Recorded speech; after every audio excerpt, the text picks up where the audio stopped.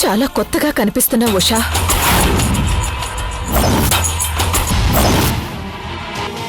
నేను నీకు కొత్తగా కనిపించానంటే మార్పు నాలో లేదు మమ్మీ. నేను నాలాగే ఉన్నాను, నువ్వే మారుతున్నావు అనుకుంటున్నాను.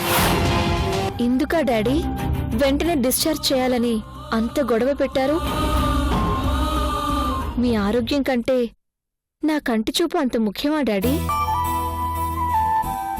అవునమ్మా, నాకు ముఖ్యమే.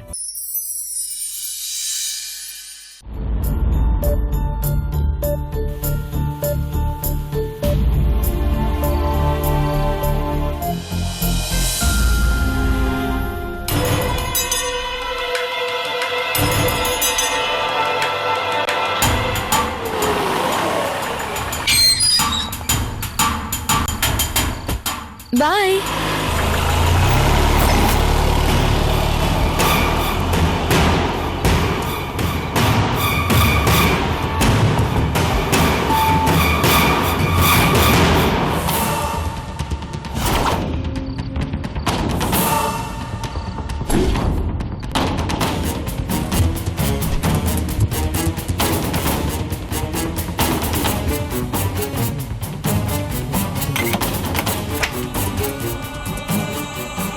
ఆగు.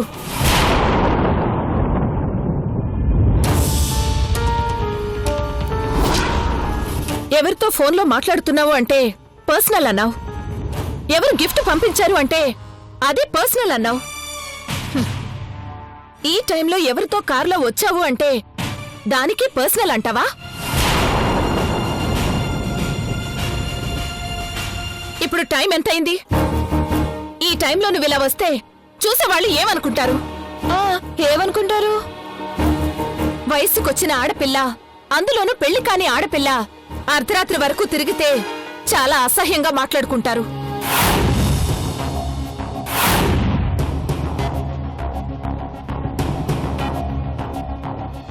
నిజమే, వయసులో ఉన్న ఆడపిల్ల, పెళ్లి కాని ఆడపిల్ల అలా తిరిగితే అసహ్యంగానే అనుకుంటారు. కానీ వయసు దాటిన మనిషి, పెళ్ళైన మనిషి ఎన్ని తిరిగినా ఎవరు ఏమనుకోరు కదా మమ్మీ.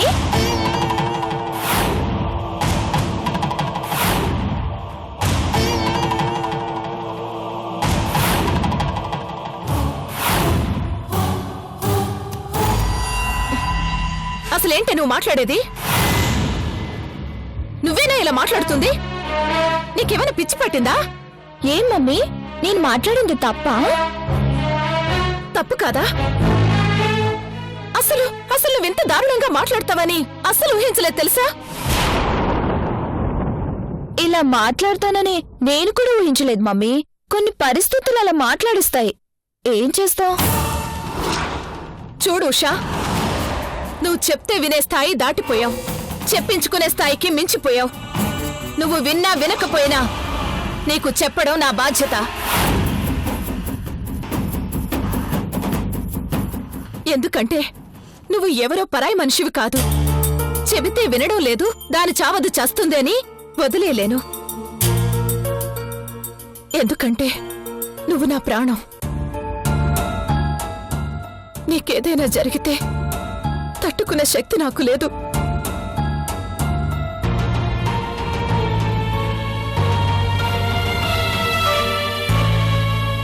నాకేదో అవుతుందని నువ్వు మరీ ఎక్కువ బాధపడకు మమ్మీ. మరీ ఆ మాత్రం తెలియదాన్ని కాదు. నాకు చాలా విషయం తెలుసన్న విషయం నీకు తెలీదు. ఇంకా నీ కంటికి చిన్న పిల్లలాగే కనిపిస్తున్నానేమో.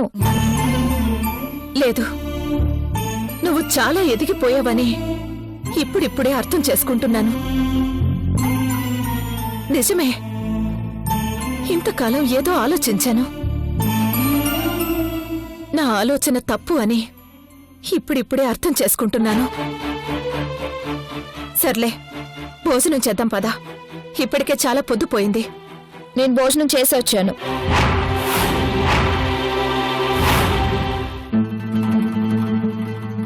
భోజనం చేసావా? ఎంత ఆలస్యమైనా నీతోనే కలిసి భోజనం చేస్తానమ్మా. లేకపోతే నా కడుపు నిండినట్టుండదు అని అనేదానివి. అది ఇంతకు ముందు, ఇప్పుడు కాదులే. ఎందుకంటే నువ్వు నా కోసం ఎదురు చూస్తుంటావన్న నమ్మకం నాకు పోయింది.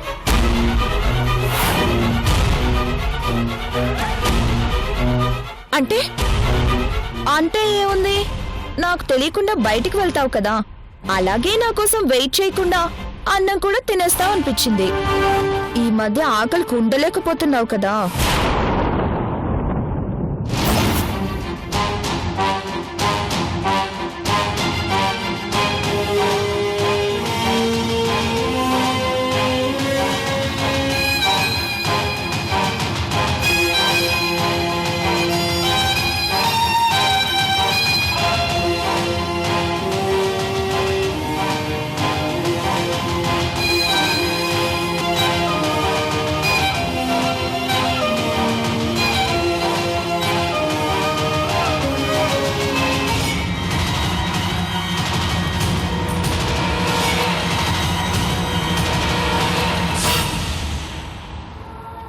ఎందుకు ఇలా మాట్లాడుతుంది? ఆ మాటల్లో అంత వెటకారం ఎందుకు కనిపిస్తుంది? అసలు ఏం జరిగి ఉంటుంది?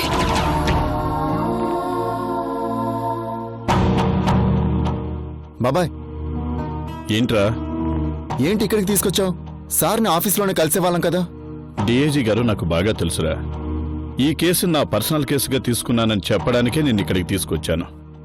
ఆఫీసులో కలిస్తే ఆ సముద్రకి వివరాలు తెలిసే అవకాశం ఉంది. రా చెప్తాను.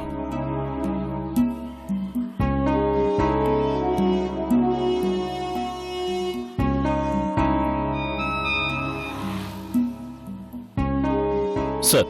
నమస్తే సార్. సార్, నేను చెప్పాను కదా సార్, ఇతనే జీకే. కూర్చోండి. చెప్పండి. సార్, ఆ సముద్ర కొడుకు రాఘవే ఆ జంట హత్యలకు అసలు నిందితుడని చెప్పడానికి సాక్ష్యం ఇదిగో సార్.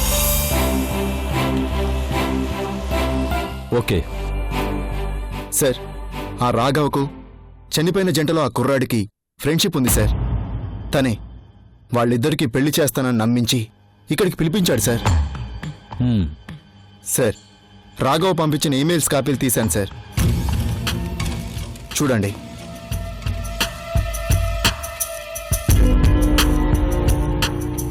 చనిపోయిన వాళ్లకు తనకు ఏ సంబంధం లేదని రాఘవ చెప్పాడు సార్. కానీ వాళ్ళిద్దరూ ఫ్రెండ్స్ అని చెప్పడానికి వాళ్ళు కలిసి దిగిన ఫోటోలు నాకు దొరికాయి సార్. అవన్నీ హార్డ్ డిస్క్లో ఉన్నాయి సార్. దాని కాపీ ఇదిగోండి సార్. హార్డ్ డిస్క్ని మీరు ఎప్పుడు హ్యాండ్ ఓవర్ చేయమంటే అప్పుడు హ్యాండ్ ఓవర్ చేస్తాను. I will tell you. అంతేకాదు సార్, వాళ్ళిద్దరూ ఈ ఊరికి రావడానికి ట్రైన్ టికెట్స్ బుక్ చేసింది కూడా ఆ రాఘవే సార్. ఆ టికెట్స్ కట్టిన డబ్బులు కూడా రాఘవ క్రెడిట్ కార్డు నుంచే వచ్చాయి సార్. ఇదిగోండి సార్ దాని ప్రూఫ్.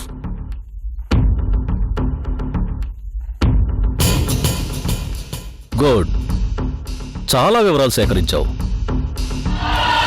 దీంతో ఈ కేసు దాదాపు పూర్తయినట్లే. సార్, ఆ సముద్రం మీద కూడా చాలా కేసులున్నాయి సార్. గంగారాం అనే వ్యక్తిని అరెస్ట్ చేస్తే తనే చంపించాడు సార్.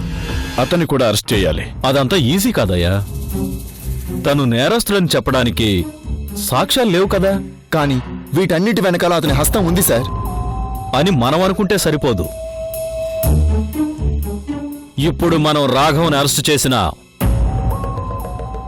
ఆ సముద్ర తన రాజకీయ పలుకుబడితో అడ్డం పడే అవకాశం ఉంది.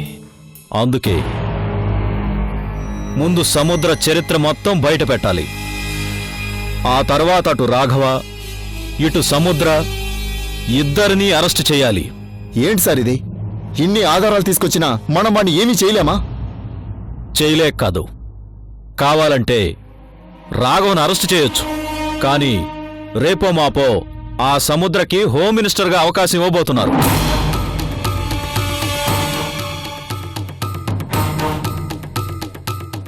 అతన్ని ఆపాలంటే ముందు అతన్ని అన్పాపులర్ చెయ్యాలి.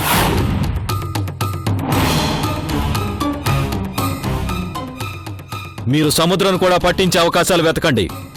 ఈలోగా నేను ఓసారి అడ్వకేట్ జనరల్తో మాట్లాడతాను. అలాగే సార్. Okay sir.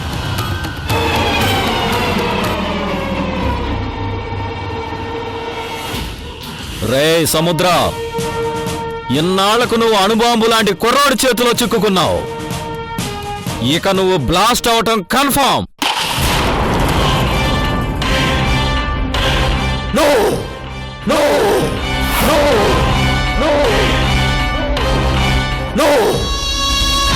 ఎట్టి పరిస్థితుల్లోనూ ఆ జీకే గాడు అనుకున్నది జరగకూడదు, ఆ డిఐజీ గాడు అనుకున్నది జరగకూడదు. నా కొడుకు జైలుకి వెళితే నేను జైలుకి వెళ్ళినట్టే, నా కొడుకు చెప్ప కొడుతుంటే నేను తిన్నట్టే, నా కొడుకు పరువు పోతే నా పరువు పోయినట్టే. అలా జరగడానికి వీల్లేదు, అలా జరగడానికి వీల్లేదు. నాకు నా కొడుకు ముఖ్యం, నా మినిస్టర్ ముఖ్యం, నా మర్డర్స్ ముఖ్యం, నా భూగద్దాలు ముఖ్యం. ఇన్ని ముఖ్యమైన వాటిని వదులుకోవడానికి నేను సిద్ధంగా లేను. గెలవాలి, నేనే గెలవాలి, నేను మాత్రమే గెలవాలి. ఎలా? ఏం చెయ్యాలి? ఆ డిఐజీని కొనేద్దాం డాడీ. వాడు అలా అమ్ముడుపోయే రకం కాదు. నా మొదటి సారాయి కేసులో వాడి పెళ్ళాన్ని పీక పిసికి చంపి తప్పించుకున్నాను. వాడు ఎప్పుడు నన్ను అరెస్ట్ చేయాలా అని ఎదురు చూస్తున్నాడు. పోనీ చీఫ్ సెక్రటరీతో ఫోన్ చేద్దామా? వాడు నా మొదటి భూ కబ్జా కేసులో అడ్డుపడ్డాడు, అందుకని వాడి కొడుకుని యాక్సిడెంట్ చేయించి చంపేశాను. దానితో వాడు నన్ను ఎప్పుడెప్పుడు లోపల వేయించాలని చూస్తున్నాడు. ఏదో ఒకటి చేయండి డాడీ, లేకపోతే ఆ డిఐజీ గడు చీఫ్ సెక్రటరీ కలిసి నన్ను జైల్లో పెట్టించేలా ఉన్నారు. అదే ఆలోచిస్తున్నాను. చెయ్యాలి, ఏదో ఒకటి చెయ్యాలి. ఎస్, వీళ్ళిద్దరూ ఎవరి పేరు చెప్తే వణుకుతారో, ఎవరి పేరు చెప్తే గజగజలాడిపోతారో వాడికి ఫోన్ చేస్తాను. రై, ఫోన్ తీరా. నంబర్ చెప్పండి డాడీ. 98497 21518. 21518. చేసావా? రింగ్ అవుతుంది డాడీ. ఇదిగోండి డాడీ.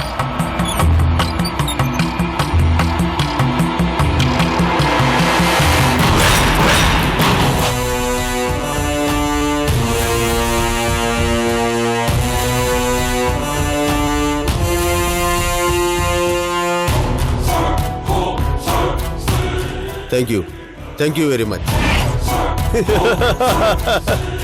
రేయ్, ఇక మనకి తిరుగులేదు. 100 మంది జీకేలు వచ్చినా మన వెంట్రుక కూడా పీకలేరు. కమాన్.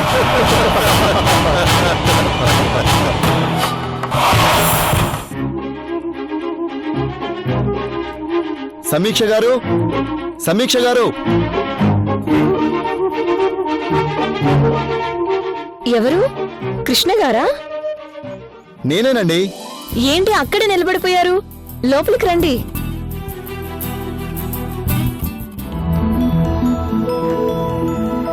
కూర్చోండి.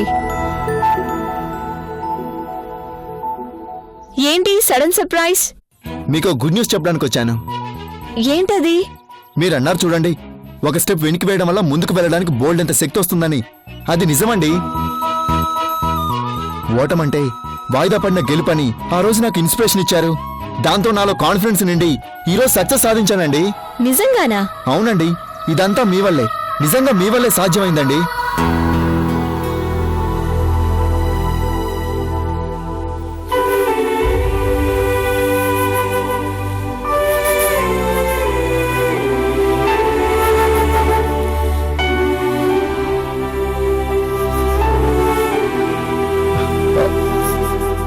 ఐఎమ్ సారీ అండి. దేనికండి? మీరు నా చేతులు పట్టుకోవటం వల్లే మీరు ఎంత సంతోషంగా ఉన్నారనేది నాకు తెలిసింది. మీ ఆనందాన్ని నేను నా కళ్ళతో చూడలేకపోయినా ఇదిగో మీ స్పర్శతోనే తెలుసుకోగలిగాను. పదండి, ఏదైనా రెస్టారెంట్కి వెళ్ళి మనం సెలబ్రేషన్ చేసుకుందాం. ఎందుకండి? ఎందుకంటారేంటండి? మీరిచ్చిన ఇన్స్పిరేషన్తో ఒక సక్సెస్ సాధించాను. యాక్చువల్గా ఏదైనా స్వీట్తో వచ్చి ఈ గుడ్ న్యూస్ చెప్పాల్సింది. మీకు చెప్పాలన్న తొందరలో హడావిడిగా వచ్చేసాను. మీకు కావలసింది స్వీటే కదా, అదేదో ఇక్కడే తిందాం. మీకు పాయసం అంటే ఇష్టమేనా? ఇంట్లో ఉందా? నేను తయారు చేస్తానండి. ఎవరు? మీరా? రాదనుకుంటున్నారా? చేయలేననుకుంటున్నారా? అబే, అది కాదండి. నేను చేసే పాయసం అంటే మా డాడీకి ఎంత ఇష్టమో తెలుసా? మీరు ఒక్కసారి టేస్ట్ చేశారంటే లైఫ్ లాంగ్ మర్చిపోలేరు. అలాగే అండి. కాకపోతే ఒక చిన్న చేంజ్. ఏంటది? గుడ్ న్యూస్ నేనే తీసుకొచ్చాను కాబట్టి స్వీట్ కూడా నేనే ఇవ్వాలి. అంటే పాయసం నేను తయారు చేస్తాను, మీరు తినాలి. ఏంటి? స్వీట్ మీరు తయారు చేస్తారా? తినటానికేనా? ఏమండి, మీరు మరీ అలా తీసి పారేయకండి. మీరు డైరెక్షన్ ఇవ్వండి, పాయసం ఇట్టే తయారు చేసేస్తాను. వద్దులేండి. ప్లీజ్ అండి. సరే పదండి.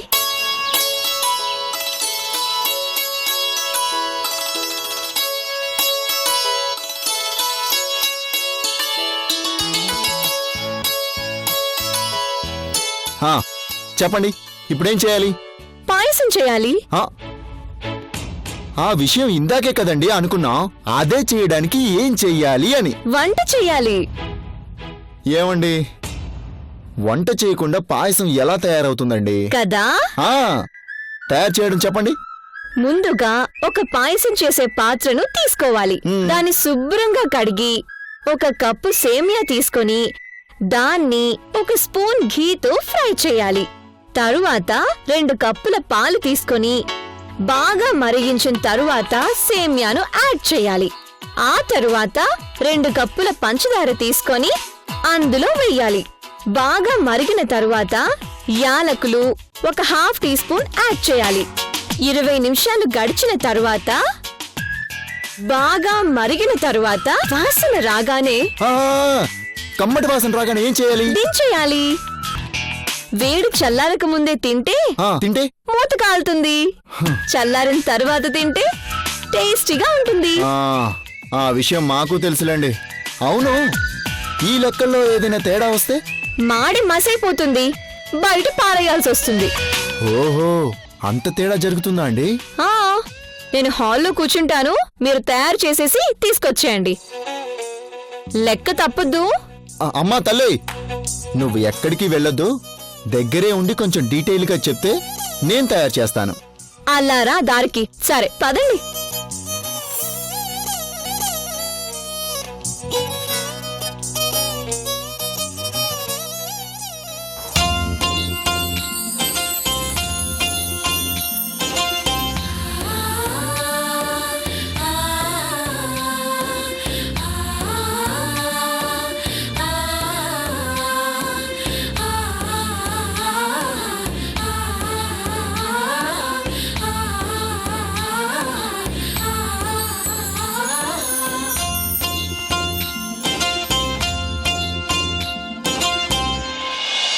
ఎలా ఉందండి? కాఫీలా ఉందండి. కాఫీలానా? ఇది కాఫీ కాదండి, పాయసం. నేనన్నది నేను చేసే పాయసాన్ని కాఫీలా ఉందనండి, అంతేగాని కాఫీ కాదు. ఉండండి, కప్పులు లోపల పెట్టేసొస్తాను.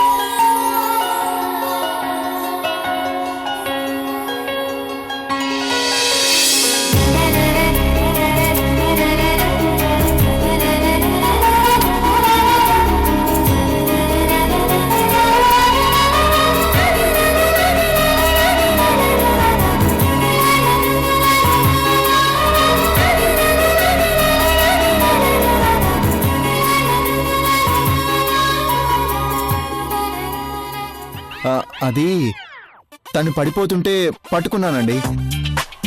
వస్తాను సమీక్ష గారు, వస్తానమ్మా.